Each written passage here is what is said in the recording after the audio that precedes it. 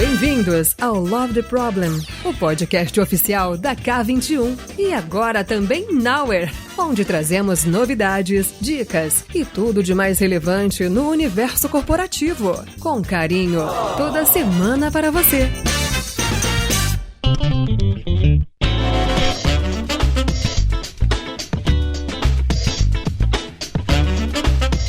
Gente, sejam bem-vindos, é a Flor mais uma vez num novo episódio do Love the Problem. Hoje a gente tem convidado novíssimo, tá? Alguns não tão novos assim, eles vão se apresentar depois, mas eu queria apresentar vocês Rodrigo. Rodrigo, ele trabalha no Banco do Brasil. É a primeira vez que eu tô conversando com ele, assim, não dá nem pra dizer pessoalmente, né? Porque a gente falou pelo WhatsApp e agora é por vídeo. Mas o Rodrigo participou de um painel junto com a Andressa e com o Marco Dubovas, que é tão difícil falar assim, eu ia falar o Duba, mas enfim, o Duba. E falando sobre um tema que tem surgido muito aí em relação às práticas ágeis, a como a agilidade tem se comportado, o que a gente tem pro futuro, o que tá rolando, e a gente resolveu trazer pro Love the Problem, falar um pouquinho mais disso. Vou colocar o link do painel que rolou lá na Febrabantec, tá, gente? Pra quem tá ouvindo, quiser ver o que mais rolou, eu coloco lá e vocês podem acompanhar também. Mas, dito tudo isso, né, dado esse spoiler aí, eu queria que o Rodrigo se apresentasse, contasse quem é o Rodrigo na fila do café gourmet, que eu posso falar na fila do pão, eu quero mudar, agora eu quero na fila do café. Tá chique. É chique, elevei o nível aqui. Conta pra gente um pouco do que você faz, da sua vida. O que é Rodrigo? Tá joia. Então, primeiro, né, muito obrigado pelo convite, por estar aqui com vocês. É um prazer, né, de ouvinte assíduo, agora participante, com pessoas que eu admiro, né? Então, muito obrigado pelo convite. Bom, eu sou o Rodrigo, né? Sou casado, pai de 2 filhos, tenho um pet também, um cachorrinho, um doguinho. Eu tenho 27 anos de experiência profissional, contando assim no total, apesar, né, da minha tenra idade de não parecer assim, enfim. Eu já trabalhei em empresas públicas, empresas privadas, multinacionais, né, de estagiário a gestor, vamos falar assim, né, pensando por um pouquinho de tudo aí. Também já tive a minha própria empresa por 8 anos, né, então assim, foi uma experiência fantástica. Também, e foi inclusive onde eu tive contato com agilidade pela primeira vez. Depois eu posso contar mais detalhes. E também já fui professor universitário, né? Hoje eu estou no Banco do Brasil, então eu sou Agile Coach e Trainer no Banco do Brasil desde 2016. Então estamos aqui nessa jornada, 9 anos, jornada de agilidade dentro do banco. Tinha um pouquinho de experiência em agilidade fora do banco e agora estamos ajudando, né, as pessoas a entregar os resultados aí e ajudar os nossos clientes. É isso. Gente, muito bom. Você falou 27 anos, eu falei, nossa, mas fez coisa, né? Aí veio empreendedor, público, privado, banco, tudo. Eu falei, tá explicado. Seja bem-vindo, Rodrigo. Muito obrigado. Quero saber mais, sim, depois, sobre toda essa jornada aí, mas é muito bom ter você com a gente. Aposto que vai ser muito massa. E agora, por favor, aos outros 2 convidados ilustres, que talvez vocês nunca tenham ouvido falar. Por favor, se apresentem. Oi, pessoal. Aqui é a Andressa Chiara. Tá um frio dos infernos. Então, vocês não estão vendo, mas eu tô com o meu casaco de ursinho. E quem conseguiu evitar, quem conseguiu se esquivar de ver algum episódio que eu tava participando, parabéns. Mas trabalho muito com estratégia de negócios, produtos, liderança. Faço muita mentoria de executivos e falo muito de resultados. E a gente vai também falar de resultados em escala, então estou muito animada para essa conversa. Passo a palavra. Bom, boa noite. Meu nome é Marco Dubovas, mas as pessoas costumam me chamar de Duba, como a Flor já deu a dica aqui.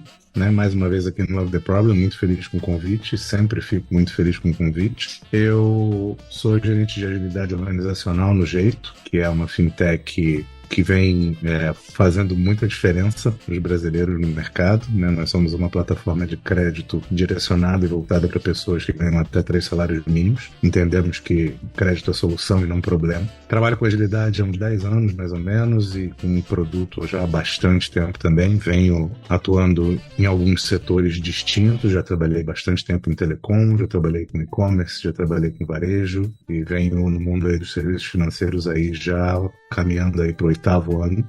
E certamente, por onde quer que eu tenha passado, pelos lugares que eu passei até aqui, certamente voltado muito para a linha da inclusão, atender o máximo de pessoas possível e conseguir viabilizar acesso e ajudar na inclusão de mais gente aí na roda viva financeira aí desse país. E é um lance legal, porque quando a gente fala em muita gente, e a gente fala de um episódio que tem o objetivo de falar de agilidade em escala, é muito por aí, né? Se a gente quer impactar muita gente, a gente precisa, mesmo que a empresa não seja imensa, o alcance dela pode ser imenso. E é sobre isso que a gente vai falar aqui hoje. Então, bora trocar, que eu acho que todo mundo ganha. Toda troca é muito bem-vinda.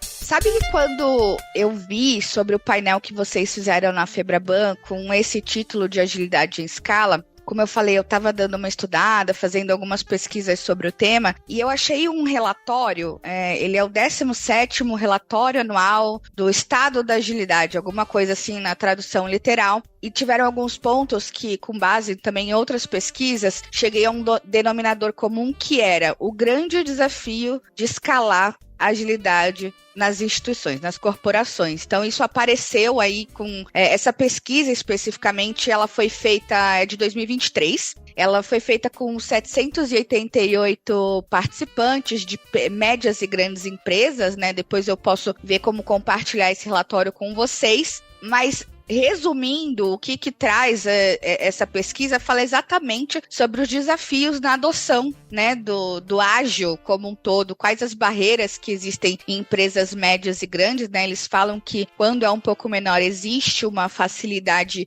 maior de fazer essa adoção com uma abrangência esticando aí para toda a companhia, mas quando a gente chega em empresas de médio e grande porte, começa a existir uma barreira mais rígida, né, para poder conseguir fazer isso. E aí, nessa pesquisa surge a questão das necessidades de determinados frameworks, da personalização de frameworks para fazer essa escala, que incorpore tudo que for necessário e se adapte a um ponto, inclusive, que o Duba falou no painel e a gente vai aproveitar aqui e conversar também. Mas eu achei muito curioso, né? Porque eles dizem que é um lugar de dor, assim, principal desafio, que inclusive corresponde a 47% dos desafios dessa pesquisa, eles dizem que fala sobre a resistência organizacional à mudança como um todo. Dito isso aqui, para a gente poder falar um pouquinho, eu queria que a gente conversasse mais sobre a importância da agilidade, da gente conseguir fazer essa escalada olhando para a integração de negócios,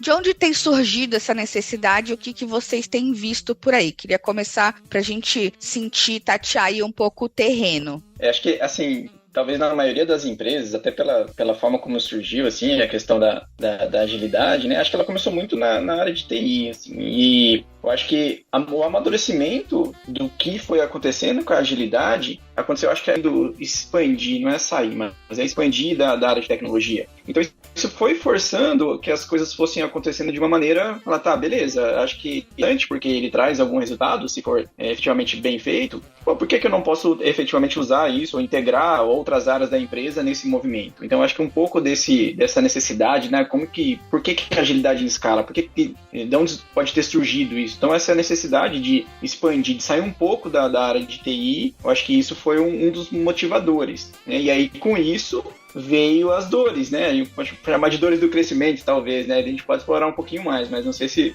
Duba e Andressa pensam assim também sobre esse ponto. Eu concordo, eu acho que quando você fala em dor do crescimento, Rodrigo, tem um aspecto bastante interessante, mas eu acho que vale primeiro a gente dar um passinho para trás e definir escala aqui. A gente está falando de agilidade em escala, a gente está falando no envolvimento do máximo de áreas, pessoas, estruturas possíveis dentro de uma organização para garantir que, na medida do possível, todos trabalhem da forma mais uníssona possível, para garantir que todos, quando olharem para um determinado aspecto, olhem para a mesma direção, para evitar com isso uma série de dores que acabam naturalmente surgindo, emergindo, quando isso não acontece. E como o estado comum de muitas organizações, independente do seu tamanho, passa e apresenta alguns sintomas que são bastante característicos, vamos dizer assim, e que doem, são sintomas de dor, pensar em escalar agilidade começa por uma busca por nivelar as práticas, nivelar o modelo de atuação, nivelar as interações,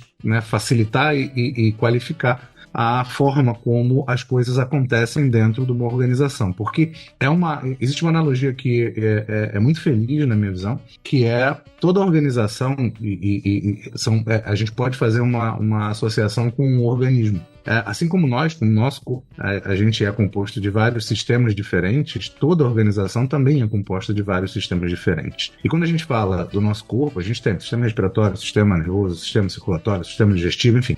Quando um ou mais desses sistemas não está funcionando em harmonia com o todo sofre. Quando a gente transporta essa visão para características de uma organização, não adianta muito na prática, não representa necessariamente o sucesso que essa organização quer atingir, independente de seu setor ou tamanho, se uma parte está funcionando muito bem e outras não estão funcionando muito bem, e talvez até além do muito bem. Se elas estão funcionando de um jeito específico e outra parte está funcionando de um outro jeito específico. Isso significa que existe uma desarmonia dentro desse organismo. E quando a gente fala em agilidade em escala, de certa forma a gente não está falando nada diferente de garantir que haja harmonia e que todas essas partes que compõem esse todo, sendo toda a organização, vão encontrar maneiras de funcionar de forma semelhante, orientadas às mesmas estratégias, orientadas à mesma direção, para garantir que a gente consiga, que essa empresa consiga prosperar e atingir perenidade, se adaptando ao longo do caminho, porque tudo vai mudar. E Chu, só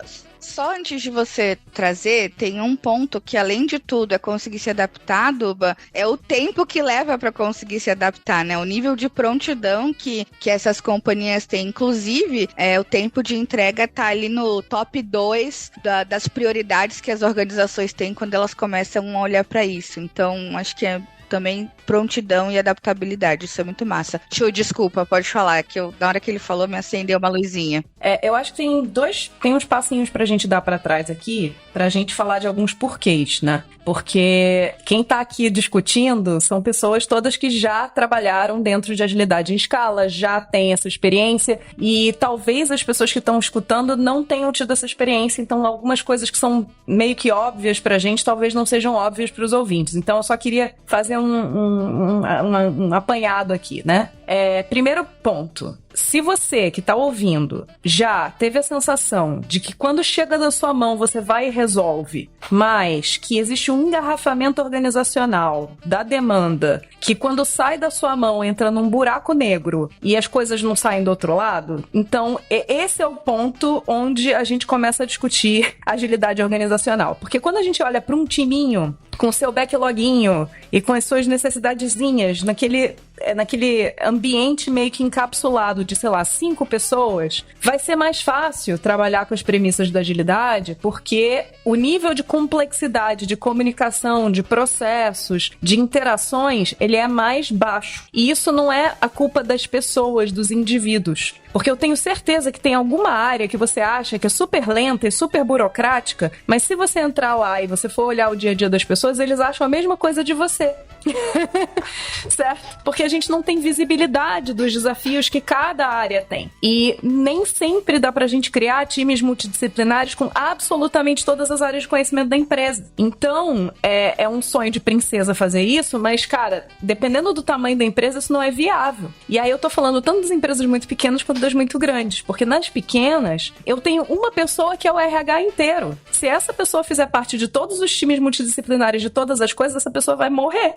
E da mesma forma, nos times muito grandes, eu tenho muito ganho de eficiência por normatização de processos. Então, se eu também não trabalhar isso, se eu tentar roubar uma pessoa desse time, tentar criar um time multidisciplinar para cada coisa, também não vai funcionar tão bem. Então, quando a gente fala de agilidade em escala, a gente está falando que existe um ponto de equilíbrio aqui entre as coisas que precisam ser repetitivas e que existe ganho nessa eficiência, onde eu vou reduzir a complexidade dos processos, e se tudo der certo, a gente vai conseguir automatizar boa parte desses processos. E existe muito trabalho criativo que tem que acontecer, que exige a interação entre diferentes áreas de conhecimento, e eu preciso otimizar isso em escala. E aí o ponto crítico aqui você não vai necessariamente conseguir usar as mesmas ferramentas que funcionaram para trabalhar um time ágil da forma que você trabalha uma organização ágil. São ferramentas diferentes. E o que a gente vê no mercado é que o executivo que está tomando a decisão de investimento, ele geralmente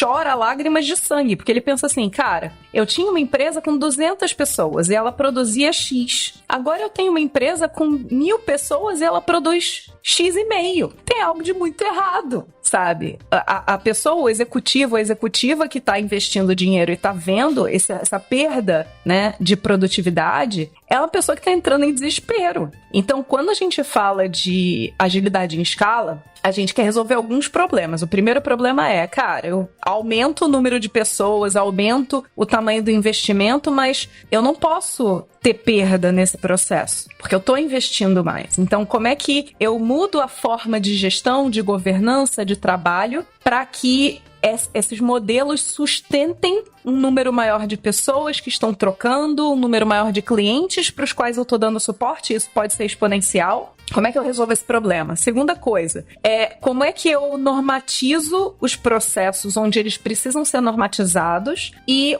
como é que eu faço as pessoas interagirem da forma mais eficaz possível, de uma forma produtiva, mas positiva também dentro do trabalho criativo. Então, são essas as perguntas e são esses os problemas que a gente quer resolver quando a gente está falando de agilidade em escala. Não é uma parada simples. Não é só apertar um parafuso, só tipo, vamos botar Scrum para todo mundo que resolve. Então, aí eu vou devolver pro Duba e pro Regini, porque tem muito desafio, né? Não é uma parada simples. Então, eu queria ouvir de vocês, né? Quais são as tretas que vocês enxergam no dia a dia? Quais são os maiores problemas que a gente se vê tendo que resolver, as maiores barreiras? Aí volta pro que a Flor estava comentando, inclusive. Perfeito. Bom, treta no dia a dia que não falta, né, gente? Vamos combinar cada dia, né? Enfim, eu acho que é bem legal esses pontos, porque trouxe o porquê, né? Por que a gente talvez precise mesmo dessa agilidade, pensar em agilidade em escala? Isso é bem interessante. Aí, alinhando também com o que o Duba falou, né? Quando ele falou sobre os sistemas, né? Comparou ali esse sistema, o corpo humano, os sistemas organizacionais, quando a gente percebe que eles não estão conectados, as dores aparecem. Então, assim, é latente. Quando você entra nesse túnel que a Andressa comentou, né? A sua demanda entrou no túnel, você não sabe onde está, sabe que uma hora vai ficar pronta, né? Enfim, são dores, né? E o legal que a gente tem percebido na prática é que a agilidade em escala, a agilidade organizacional, ela está trazendo isso, ela está começando a mostrar onde estão esses gargalos, porque começa a fazer integração entre esses sistemas que funcionavam de alguma forma, mas não estavam necessariamente tão integrados assim. Então, por exemplo, né, algumas coisas do tipo, aí falando um pouquinho dessas dores aí do crescimento, como é que você faz para qual modelo de escala que você vai adotar? Existem frameworks, mas se você vai adotar um framework que ele vai encaixar redondinho na sua empresa, essa é uma discussão que vai começar a aparecer. Nós, no caso lá, nós criamos o nosso modelo, né, o nosso modelo ágil de escala. Tá? E estamos tracionando ele, encontrando ali os pontos de melhoria. Mas se você... e aí, o que vem derivado disso? Beleza, nesse modelo novo, tem novos papéis na organização? Eu já parei para pensar neles? Eles devem ser remunerados de forma diferente ou não? Continuam atuando de forma diferente ou não? Porque agora eles vão ter novas, ou talvez transformar algumas responsabilidades que eles têm. Existe você não faz uma transição dessa de uma vez, pelo menos em grandes empresas, né? Você vai fazendo essa transição aos poucos. Então, como é que você cuida, né, do que está ainda no modelo antigo, que pode ser um jeito ágil de trabalhar, mas ele não ainda se integrou totalmente à escala? Então, começa a aparecer essas dores, né? Reuniões de sincronia, que às vezes a gente não tinha com tanta frequência, agora são mais necessárias, porque eu estou trazendo outras áreas. Enfim, são mudanças, e isso tudo com aquele pontinho, só um detalhe, né, que a Andressa trouxe, que é o engajamento das pessoas, né? E também sem deixar o resultado cair. Então, assim, essas mudanças, elas são complexas, né? Então, a gente precisa de um bastante cuidado, de entender o que nós estamos fazendo e ver quais são os próximos passos para que essas dores sejam, de forma minimizadas, sem afetar o engajamento das pessoas e sem afetar os resultados, né? Para satisfazer os nossos clientes. Essa necessidade não muda, né? Diga, Andressa ou Duba. Um ponto crítico aqui é que eu já participei de muita reunião, muito papo comercial ou não, com executivos e com média gestão, onde as pessoas, elas tinham visto algum método e falado, beleza, eu vou usar esse método e ele vai resolver os problemas. E, cara, método não resolve problema. Ponto. O método, ele ajuda a gente a estruturar o que está acontecendo para a gente poder ver o que a gente faz para resolver o problema. Então, assim, não tô falando mal de nenhum método aqui. Só tô, separando o que o método consegue resolver e o que o método não consegue resolver. E é por isso que é tão comum a gente falar a história de que não existe bala de prata, falar da história de que usar o modelo Spotify como o santo grau não vai funcionar. E aí eu vou passar pro Duba, porque eu acho que ele vai falar um pouco de quais são as guias que a gente deveria estar olhando, já que implementar o método não é a medida de sucesso, certo? Eu acho que os pontos de restauração são ótimos e eles acabam levando a gente para um lugar que é meio que inevitável quando a gente fala tanto de agilidade e mais ainda quando a gente pensa em escalar e envolver mais gente. Eu acho que todo mundo aqui concorda com vou trazer algumas máximas aqui, e elas são pontos de atenção endereçados não só para a discussão que a gente está tendo aqui, mas também para quem está escutando a gente, que está vivendo, está prestes a viver ou vive um contexto semelhante ao que a gente está abordando. Em primeiro lugar, é muito importante, como a Andressa bem disse, a gente fugir da armadilha de acreditar que o método XPTO, o framework XYZ, é a bala de prata que vai levar a organização para onde ela quer. Porque pensar em adotar um método e acreditar que isso vai gerar automaticamente sucesso é arriscado, é muito arriscado. Porque na prática, quando você gasta energia, seja numa parte ou no todo da organização para fazer um método ser implantado, o que você vai conseguir no fim do dia é ter o método implantado. Não quer dizer necessariamente que você mexeu nos ponteiros que precisam ser mexidos. E aí, como a gente falando de alavanca e de... Me fugiu agora a expressão que a Andressa usou, mas de quais são as ferramentas, para onde a gente direciona o nosso olhar, eu acho que existem as guias. O que guia, né? As guias. Guia. Muito obrigado. Os guias. Em primeiro lugar, quando a gente fala de escala, a gente está falando em envolver um monte de gente e que naturalmente vão se dispersar por áreas diferentes, com conhecimentos e capacidades diferentes, a gente precisa estabelecer alguns elos comuns, porque se a gente quer fazer que todo mundo vá para o mesmo lugar, a gente precisa definir o que é o mesmo lugar. E é muito difícil, eu diria, se não impossível, que a gente consiga avançar nessa direção de criar essa unidade se a gente não tiver a orientação genuína à métrica. A gente precisa ser capaz de saber o que a gente quer alcançar. E saber o que a gente quer alcançar não pode ser regido pelo empirismo. Independente de que framework, que combinação e que métodos a gente está usando. A gente precisa ter solidez naquilo que a gente está acompanhando. Escolher o que a gente quer acompanhar, onde a gente quer chegar e principalmente como a gente vai saber se a gente está chegando.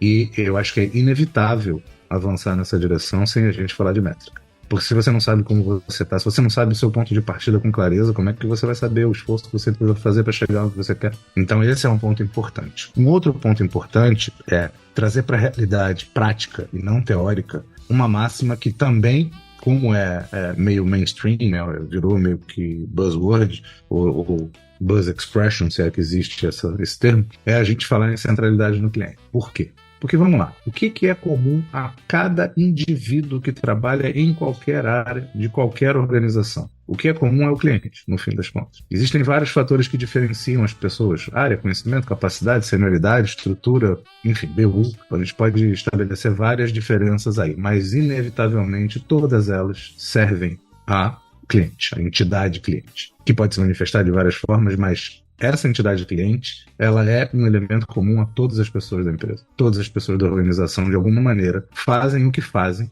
na frequência que fazem, do jeito que fazem, para garantir que esse cliente esteja satisfeito no fim do dia. Porque se esse cliente não estiver satisfeito no fim do dia, ele pega o dinheiro dele e leva para outro canto. Se ele leva o dinheiro dele, o consumo dele, o entendimento de que aquela empresa não atende mais as suas necessidades, não atende mais os seus propósitos, ele vai buscar outra que atenda. E aí é muito menos de falar de concorrência aqui e muito mais falar de efetivamente conseguir entender que conhecer o cliente, entender o que ele precisa, entender quais são os seus propósitos, entender quais são suas necessidades, é premissa fundamental para poder unir conhecimentos diferentes e proporcionar interações que até então podem parecer estrangeiras para uma língua comum.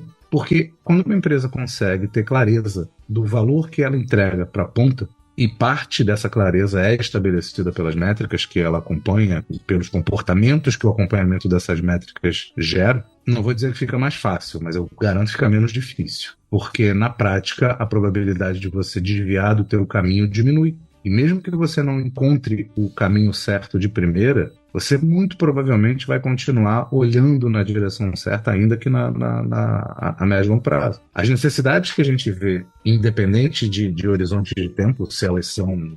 existe uma tendência muito natural a resultados imediatos. Aí pega o exemplo que a Andressa trouxe, de com 200 eu faço X, com 1.000 eu não faço 5X, faço 1,5X, e isso preocupa os investidores, preocupa os executivos. Essa preocupação é super justa, porque existe uma relação natural de expectativa gerada quando o investimento é feito. Todo mundo quer retorno, ninguém investe para não ter retorno. Então, quando a gente aciona elementos como clareza do que você está medindo, do que métricas estão regendo as ações da companhia, quando você genuinamente se preocupa para entender o que é impacto para aquele que alimenta financeiramente o teu negócio, você começa a perceber que esse organismo tem que funcionar harmônico. Então, orientar as ações, orientar os ritos, orientar as cadências, orientar as interações para que haja métricas comuns, porque métricas comuns vão provavelmente se vincular a objetivos comuns. E ter objetivos comuns garantem que a empresa ande numa mesma direção, e não a área A ande numa direção comum à área B, mas a área C e a D estão andando para o outro lado.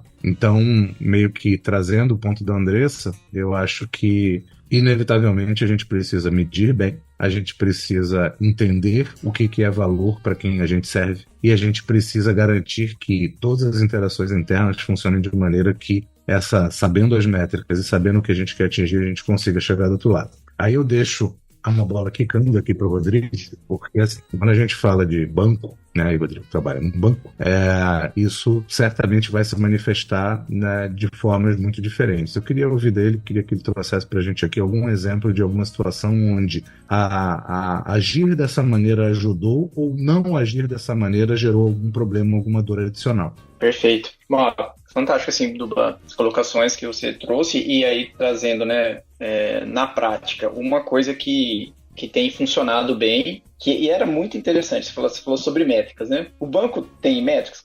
Com certeza tem, não tem dúvida disso, né? Um banco, né, números ali, então, assim, a orientação a métricas era algo muito forte. O cliente-centrismo já também é algo muito, muito forte há anos já, isso, né? Senão a gente nem estaria já há mais de 200 anos ali vivos, né? Enfim, o que está de interessante nesse movimento da escala é que né, estamos experimentando colocar as métricas de forma unificada entre as áreas, com a visão cliente, fazendo efetivamente o cliente-centrismo. Então, assim, antes eu tinha várias áreas no banco, tenho ainda, normalmente, né? Como o banco é muito grande, tem muitas áreas. E ali a gente olhava para a estratégia do banco, né? Tinha lá a divulgação da nossa estratégia, e aí a gente tinha uma derivação dessa estratégia em métricas, né? Olhando ali as unidades, olhavam como é que elas poderiam colaborar com o resultado, com a nossa estratégia na visão cliente. E agora com esse movimento, a gente percebeu, tá, beleza, bom, quem a gente tem ido para o modelo, né, a gente chama modelo ágil nosso, de escala,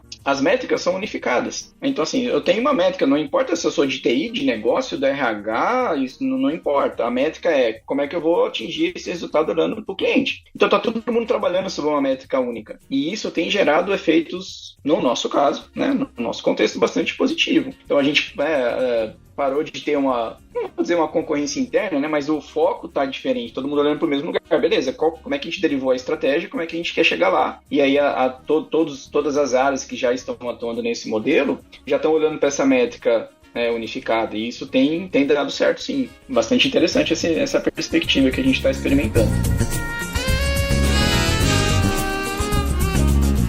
Vocês falaram sobre essa parte da clareza do impacto, de ter o cliente no centro e tudo mais, e isso me lembrou muito um ponto que é, quando isso não acontece, a abordagem, seja lá o método, mas a ideia como um todo acaba caindo em descrédito, né? E depois eu queria que vocês falassem um pouco sobre a vivência de vocês, se vocês já se viram nesse lugar do descrédito, de puta, isso não vai funcionar, porque a gente não tá olhando pro lugar certo, porque não tem clareza, enfim, independente dos porquês, e como que vocês se comportaram, né? Qual foi o comportamento em relação a isso pra poder sair do lugar? Porque eu imagino que de quem tá ouvindo a gente, essa seja uma dor, assim, deve alugar um triplex na cabeça da galera, de tipo, como que eu faço pra convencer uma vez que... Convencer assim, né? Parece até que você tá tentando enfiar a goela abaixo, mas não. Mostrar o valor de fato num lugar onde já existe um certo descrédito da coisa. Vou tentar fatiar o ponto que você trouxe sem perder o gancho que eu queria aproveitar da fala do Rodrigo. Bora.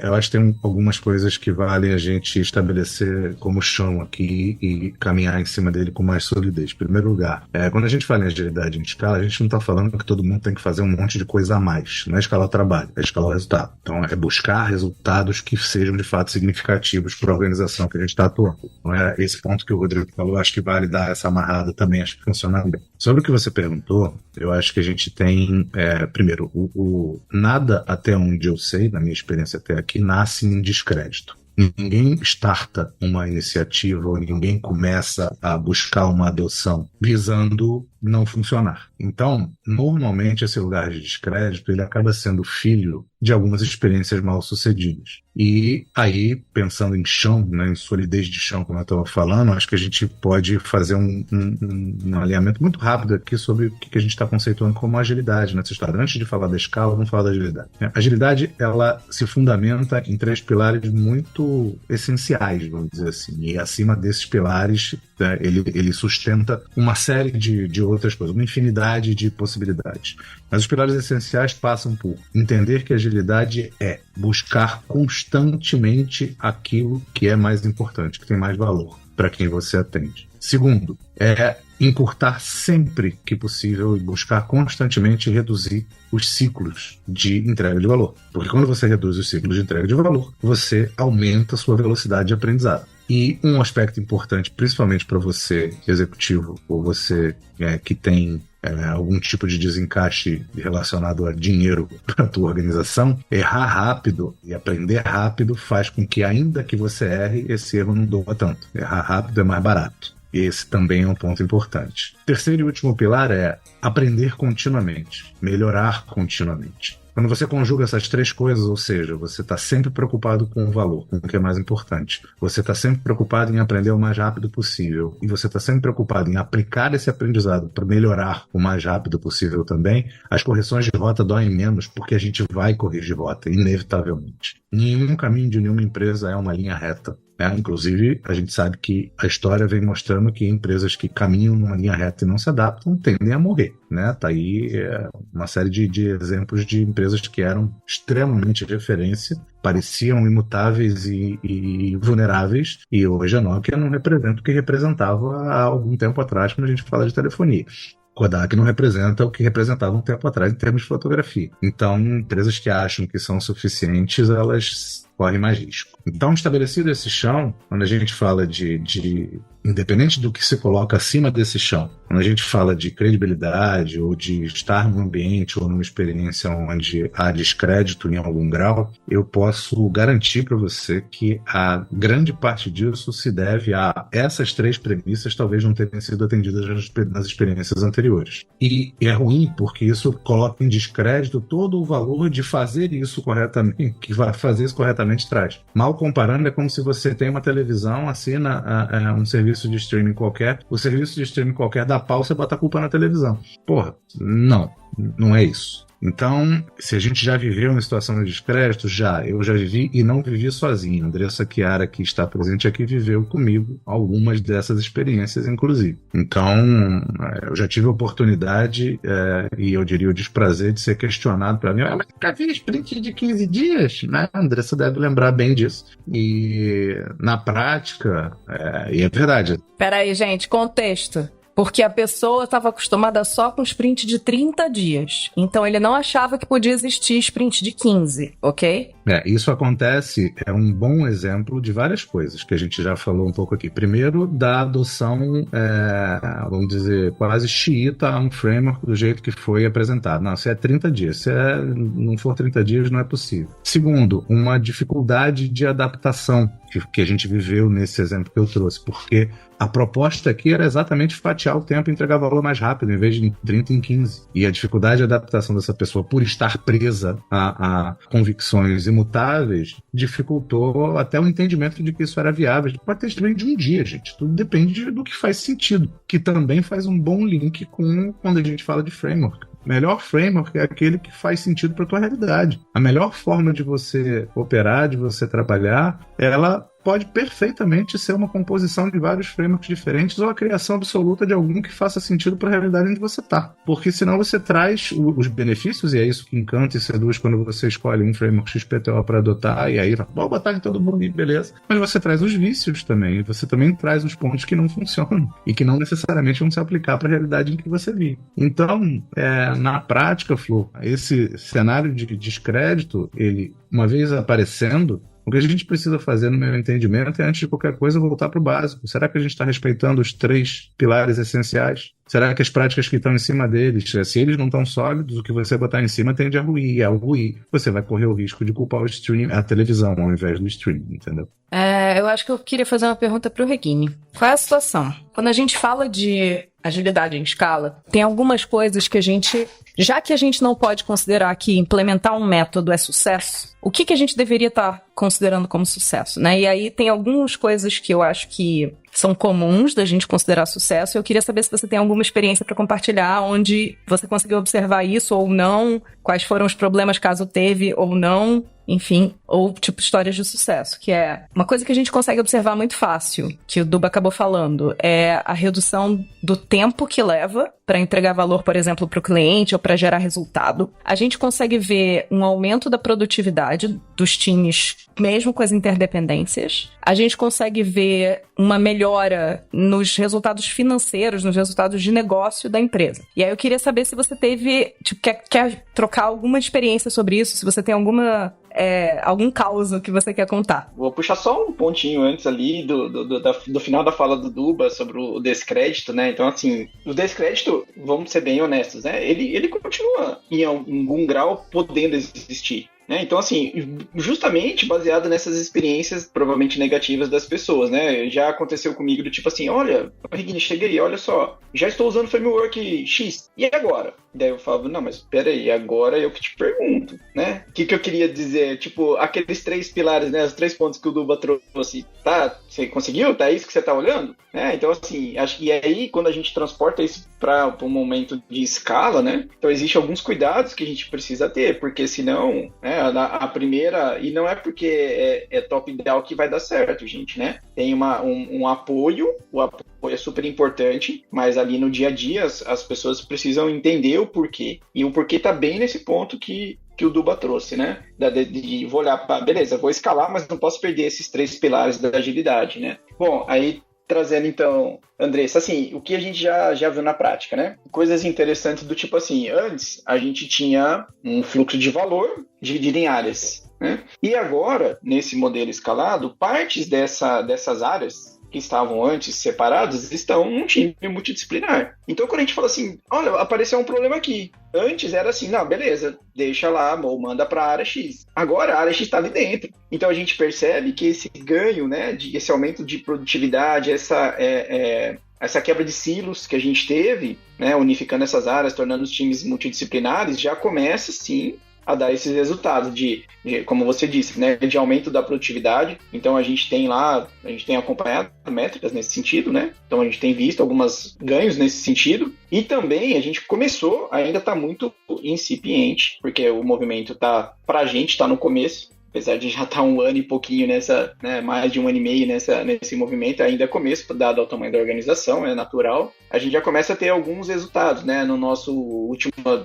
balanço que a gente divulgou no primeiro trimestre desse ano, lá no nosso no relatório de divulgação, de explicação dos resultados resultados já uma das nossas business units, né, linha de negócio que já está nesse modelo, já começou a apresentar alguns resultados, alguns ganhos já de resultado mesmo, né? Então e aí já é impacto dessa mudança em escala que a gente vem fazendo. Então já teve essas experiências. O que a gente tem visto na prática, o mais legal assim, né? Antes a gente tinha o papel do PO, então era um papel de uma pessoa de negócio que estava ali junto dos times, e agora esse papel ele foi adaptado para um PM, né? Um Product Manager. E aí ele tá ali já falando, mas peraí, pô, eu tô junto aqui com a tecnologia, mas peraí, isso aqui também é meu? Pô, que legal, vamos junto. Isso está sendo bem interessante, então isso está começando a trazer os resultados que a gente tem visto na prática. Eu acho muito legal quando o PO descobre que ele não cuida só do backlog de tecnologia. Porque isso justamente conecta com a questão da escala. Seja o PO, o PM, enfim, a pessoa que está cuidando do produto. Quando essa pessoa começa a descobrir que ela precisa olhar para go-to-market, que ela precisa correr atrás de qual é da experiência do cliente, entender como é que a galera de operação funciona. Quando essa pessoa de produto começa a olhar de ponta a ponta, isso é uma grande alavanca na hora da gente trabalhar em escala. Porque a gente começa a ter um elemento, ter uma pessoinha que acaba meio que ajudando a conectar pessoas de diferentes áreas de conhecimento, etc. E claro que o ideal é que você não dependa de uma pessoa só para isso, mas quando você está saindo do ponto, né, zero, você ter um papel que tem essa responsabilidade é um ponto de alavancagem muito forte. E é muito positivo. Porque, e às vezes, assim, sobrecarrega a pessoa de produto, sim, mas ajuda muito a galera a entender de ponta a ponta, né, como é que toda a questão sistêmica daquele impacto que a gente quer gerar no cliente, aquele resultado que a gente quer dar, como é que isso se costura dentro da organização, né? Eu vou botar 20 centavos aqui. Eu acho que tem alguns aspectos que complementam, que aumentam, ampliam esse ponto que a Andressa trouxe, que é o seguinte. No momento em que a gente, o que eu vou falar agora não tem absolutamente nada a ver com disfunção em termos de papéis. Mas garantir que a gente esteja focado nas necessidades reais do cliente, como eu comentei mais cedo, ele abre espaço, cria terreno para que a gente comece a não se limitar a olhar só o nosso quadrado. A partir do momento que a gente começa a ampliar a nossa visão e ter um olhar um pouco mais end-to-end, aí não quer dizer também, aí tem que evitar a armadilha dos extremos, não é olhar só para o próprio umbigo e nem olhar para absolutamente todas as coisas do universo ao mesmo tempo, que é inviável. Então, garantir ou procurar fazer com que a estrutura se adapte, né, traga essa atitude, esse comportamento que a Andressa colocou, e que faça também que haja estímulo para que as pessoas se provoquem a interagir e coordenar os esforços, puxar o necessário para conseguir resolver o que precisa ser resolvido, traz um valor absurdo para as interações no dia a dia e provoca um outro elemento que vale a pena a gente frisar aqui e nunca esquecer, que é o seguinte: seres humanos adultos não aprendem pelo que ele ouve ou vê. Seres humanos adultos não aprendem pelo que ele ouve, ponto. Eles aprendem pelo que ele vê, aprendem pelo que é visto, pelas atitudes, pelos comportamentos, e bons exemplos têm muito poder. E aí entra um aspecto que eu acho que é importante também a gente trazer aqui, que é o seguinte: qual é o papel da liderança nesse movimento? Porque quando a gente para olhar, você ter a atitude de uma pessoa de produto, de fato, olhando de ponta a ponta, como a Andressa falou, e isso ser, de alguma maneira, percebido pela liderança como um comportamento fora do radar, ou fora do espaço que deveria ser, entre aspas, isso desestimula a energia positiva que essa iniciativa, esse gás que essa pessoa que está se propondo a olhar de end-to-end traz para a organização e anula o efeito positivo desse exemplo. Por outro lado, quando você pega e tem uma liderança que estimula e favorece isso, mais preocupada com a direção que precisa seguir, ou seja, garantir que a estratégia de fato se materialize, e menos preocupada com como está a execução propriamente dita, porque geralmente líderes que estão preocupados com a execução vêm de um lugar de insegurança, eles conseguem entender o seguinte: eu não quero gerenciar o job que está sendo feito pelo indivíduo A, B ou C. Eu quero ter a certeza que eu vou gerenciar o resultado que eu quero atingir e vou ajudar a todos os indivíduos a, com sua capacidade de execução, contribuir para prestar o melhor serviço possível, alinhado com aquele objetivo para fazer aquele ponteiro mexer. Então é muito importante a gente entender que isso não mora só na atitude do indivíduo que está dentro de um time ou que está dentro da área. O papel da liderança nessa hora é em permitir e construir os caminhos para que essas interações, mais do que representarem pontos de atrito, representem pontos de alinhamento constante, transformam uma organização. Inclusive, o papel da liderança tem muito na indução, né? Se ele continuar induzindo a forma como ele olha para aquele todo, né? Inclusive para esse job, para tarefas ao invés de resultado, ele está induzindo por um caminho, né, um pouco diferente do que a gente está falando aqui em relação à agilidade. Esse papel da liderança é fundamental. Tem uma frase que eu gosto muito e ela pode ser adaptada a usar palavras diferentes para passar a mesma mensagem, porque a mensagem tem uma força muito grande, que é o seguinte: a frase original é: a maturidade de uma organização está diretamente limitada à maturidade da sua liderança. Isso quer dizer o seguinte: com algum grau de adaptação, o comportamento da liderança é o comportamento que tende a ser reproduzido, é o comportamento que é ensinado e induz as pessoas a agirem de forma semelhante, porque é ele que acaba indiretamente, até diretamente, declarando, mesmo que não em palavras, mas em atitudes, o que é bem visto e o que não é. Então, no fim das contas, se você estimula a colaboração, é muito difícil você ter isolamento. Agora, se você estimula o isolamento, também é muito difícil você ter colaboração. Tudo vai depender da consequência daquilo que você está pregando, seja com as palavras, seja com as ações. E eu digo, muito mais com as ações do que com as palavras. E aí, Duba, você sabe que você falou agora a questão do comportamento e tudo mais, e tem uma frase também que eu gosto muito, que eu acho que representa bem isso, que é sempre sobre cultura, né? Cultura formada pelas pessoas. E aí as pessoas perguntam, mas então qual que é a cultura dessa organização? A cultura dessa organização é o pior comportamento aceitável dentro dela. É isso que determina a cultura. Então é isso. Se eu não tenho as pessoas fazendo o que elas acreditam, o que elas pregam, sempre o pior comportamento vai ditar o caminho que essa organização vai seguir, como a mudança vai ser feita. Gente, eu queria dizer que a gente tá acabando o nosso episódio, mas para dar aquela empacotada, eu já escrevi aqui em letras grandes que se tá ruim, caiu no descrédito, ficou difícil, volta pro básico, mas eu queria que vocês trouxessem um pouco, se a gente tivesse que falar, qual que é a mudança primeira, principal, que precisa ser feita para fazer com que não só a escala, mas para fazer com que tudo isso aconteça e a gente consiga gerar esse impacto, qual que é a mudança? Por onde a gente começa? Essa semana que passou, eu participei de um encontro de liderança executiva que foi muito rico, com trocas muito boas. E num dado momento, um tema parecido com esse aconteceu e eu vou copiar e colar a mesma coisa que eu disse, sei lá, óbvio que tem vários aspectos para poder responder essa tua pergunta, mas eu diria que uma grande mudança é mudar as perguntas. Quando você, como liderança, ou como agente de transformação, pergunta, por exemplo, o que você fez, você está provocando um olhar para a tarefa, para execução, como se a execução fosse o que mexe o ponteiro. Não é isso, mexe o ponteiro é o resultado. A execução é um enabler do resultado. Por outro lado, quando você passa a perguntar, deixa de perguntar o que você fez e passa a perguntar, por exemplo, o que você precisa que aconteça para que o resultado chegue, você começa a estabelecer uma mudança não só nas relações, mas nos comportamentos e nas atitudes que isso vai proporcionar. Então, mudar as perguntas, fazer as perguntas certas, fazer melhores perguntas, as perguntas direcionando para onde você de fato precisa ir, tem muito valor. Eu gosto de pensar sobre isso, Flor, assim, eu acho que a gente pode... São 2 pontos, tá? Mas assim, primeiro, eu acho que pensar que agilidade é negócio. E além de métodos, práticas, frameworks, eu acho que isso, para mim, é fundamental, porque a gente vai voltar naqueles 3 pilares, né, que o Duba colocou. E tem mais uma coisa que, agregando, né, tá, beleza,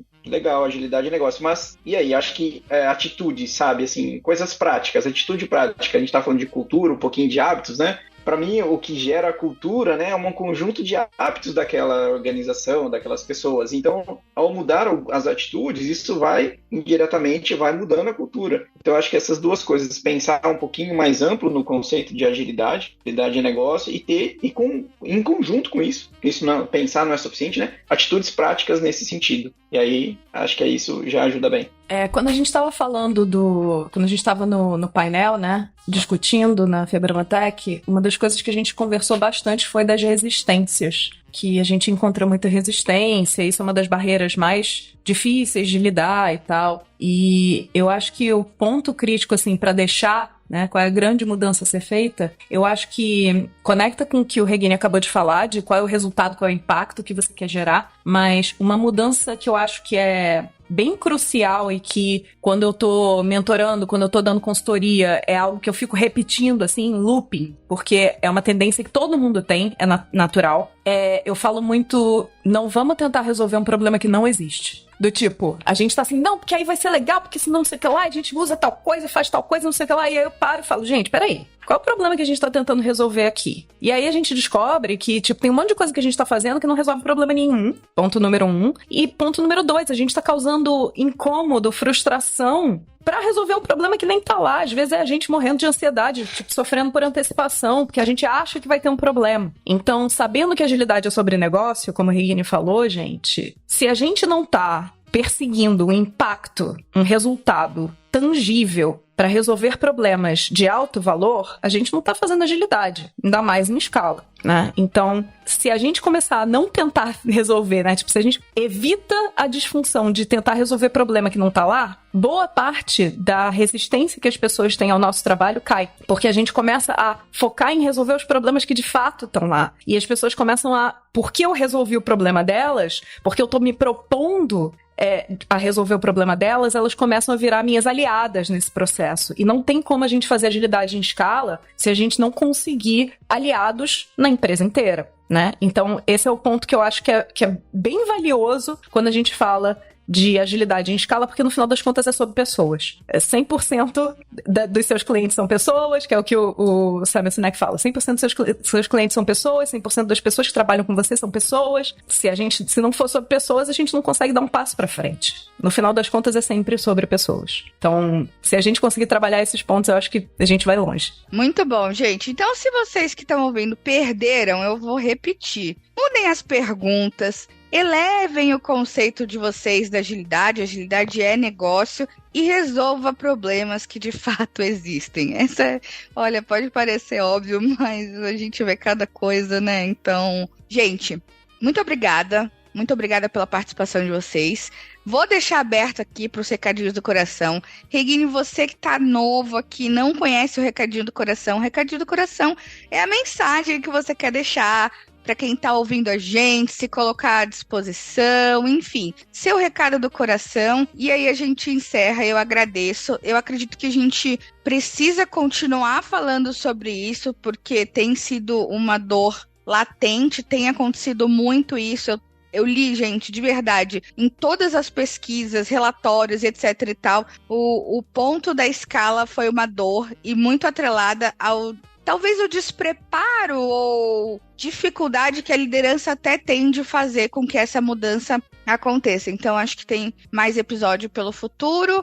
Mas é isso. Muito obrigada e, por favor, deixem seus recadinhos do coração. A gente tá cansado, meu povo. Sexta-feira, 7 horas, esse episódio tá sendo gravado. Até fiquei sem voz. É isso, meu recado do coração é: deixem seus comentários, contem pra gente o que vocês acham. Vocês estão vivendo isso? O que tá funcionando? O que não tá funcionando? E é isso. Fica com vocês. Também, bom, eu acho que assim, o último recadinho, então. Gente, agilidade entrou na minha vida sem eu saber o que era agilidade. E ele estava me ajudando a resolver problemas na minha empresa. É simples assim, gente. Eu nem tinha estudado o que era agilidade ainda. Fui descobrir que eu fazia agilidade depois, algum tempo depois. Então, assim, eu acredito, tá, gente? Vamos que vamos. E a gente acha que pode ajudar muitas empresas e principalmente muitas pessoas com a agilidade. Qualquer coisa, dúvidas a mais, pode procurar no LinkedIn. A gente vai trocando ideia aí. Valeu. Vou deixar a Andressa dar o recadinho do coração por último, porque o coração dela é grandão. Tem várias coisas que podem ser ditas aqui. Eu vou escolher uma e acho que é importante. O meu recado é um pedido de reflexão. É o seguinte: se as organizações gastarem a mesma energia que gastam na execução, valorizando as interações, o cenário muda. Você, de fato, começa a movimentar a empresa numa direção, sim, escalável. Você estabelece a escala, terreno para que a escala aconteça, e a quantidade de aprendizado que valorizar as interações traz para a organização é inestimável. Inestimável. Então, valorize as interações. Gente, o meu recadinho do coração, ele é bem direto. É sobre a carreira de quem tá ouvindo. Qual é o ponto aqui? Quando a gente fala de agilidade e quando a gente fala de qualquer cargo ou função, a gente vê um crescimento muito grande desse cargo ou função quando esse cargo ou função está associado a grandes entregas de valor, grandes resoluções de problema, grandes impactos em métrica. Independente do que a gente chama, se a gente chama de agilidade, aí conectando com o que o Regine falou, se a gente chama de agilidade ou se a gente chama de outra coisa qualquer, tipo elefantinho cor-de-rosa, dane-se.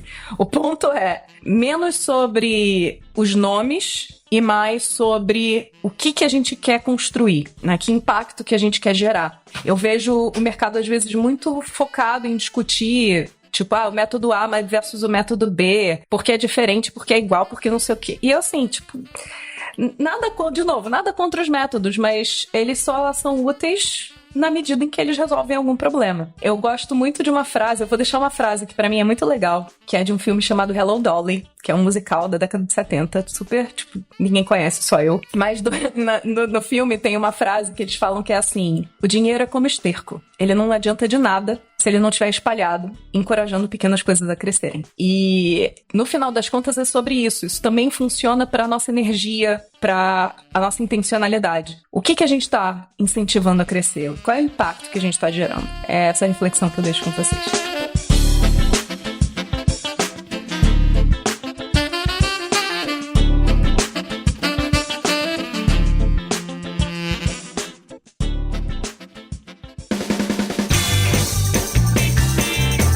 Este foi mais um episódio do Love the Problem, o podcast oficial da K21 e da Nowhere.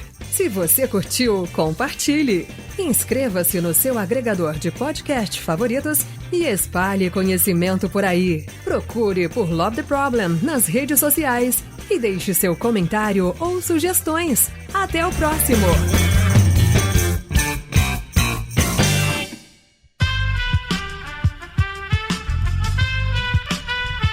Esse podcast foi editado por Aerolitos Edição Inteligente.